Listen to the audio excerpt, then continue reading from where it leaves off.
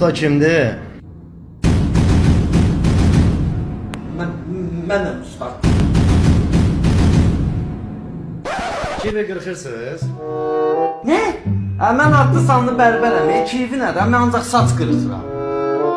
Puluyla deyil. O qırx Allah. Ömür boyu tənha yaşa ay kasıb oğlan. Həyatını təkcə vur başa ay kasıb. Müəllim hazırdır. Ömür boyu O müəllim xoş gəlmisiniz. Yenə kivi. Yox. Alamı kakosu qır.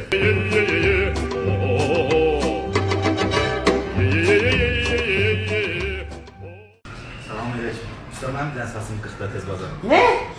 Get saçı başqa yerdə qırx. Hala mənim adım Sağım var. Mən saç işinə baxmıram. Meyvə qırxıram.